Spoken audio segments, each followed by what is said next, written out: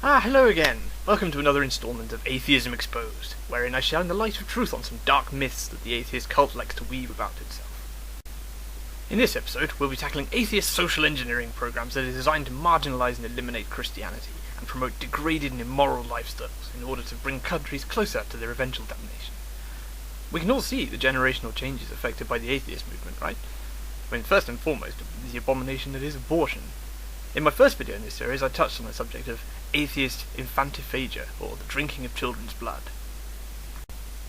In the Middle Ages, atheist cultists would kidnap young children to satisfy this urge. The child would be disrobed and ritually sacrificed on an altar to Atheist, the ungod. Then, the blood of the child would be consumed in an act known as apostasis cruoris, literally, the prolonging through blood. Atheists believe that this rite is their passage to eternal life. Obviously, though, any Christian can tell you that the only way to life eternal is through Jesus. So this act of brutality is also an exercise in futility. Now, this act was carried out for centuries, and in some dark, atheistic parts of the world it still happens in the old manner that it used to, but far more common in the modern era is the practice of abortion. The 20th century saw countries across the Christian world legalize this horrific act of murder. I mean, what greater evidence of the undercurrent of atheistic brutality infiltrating our societies is there? Of course, the atheist, with his well-practiced lies and equivocations, frames this as an issue of women's rights or freedom of choice. The laws of any civilized country do not allow you the right or the choice to commit murder. How insane are you, atheists? But anyway, I'm getting ahead of myself. What is worse even than the calculating slaughter of millions of pre-born Christian children are the ritual acts that follow. What do you think the atheist cultists are going to do when presented with that much untainted infant blood? Their appetite is insatiable, even though their cause is futile. There must always be more blood shed so that they may live. Such is a demand among atheists for this source of blood that it has become necessary for them to increase rates of abortion and these so-called unwanted pregnancies. To accomplish the latter, atheists have spent decades eroding the foundation of sexual morality across the Christian world. Pre-teens and even toddlers are now being taught that sex is not a holy preserve of man and wife, but a simple, thoughtless recreation to share with all your friends, regardless of their gender, age, willingness, or even species. This simple yet deceptive idea has led to generations of sexually confused and degraded people, and a literal avalanche of aborted children, which is of course just what the atheist desires to fulfill his sick needs.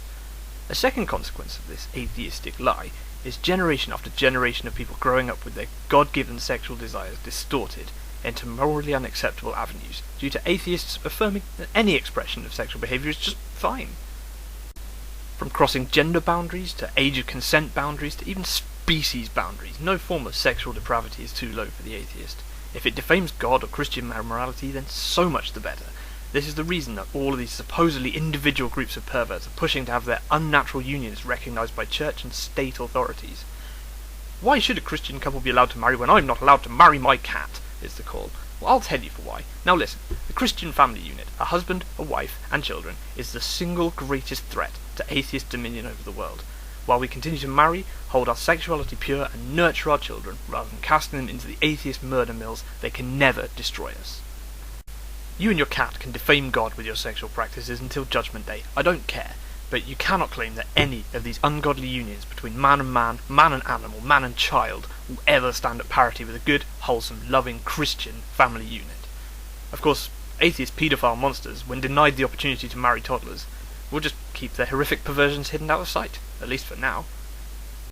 Each of these famous atheists eventually became known for their promotion of man-on-child outrages.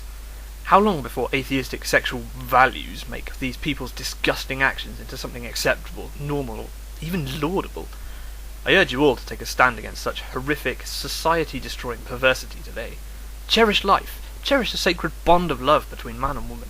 Cherish childhood and respect the sexual boundaries so evidently put in place by God. This is all I have time for in this episode. Next time, I will explore in more detail the atheist hatred of and discrimination against Christians and Christianity that we see in modern society. Until then, go with God.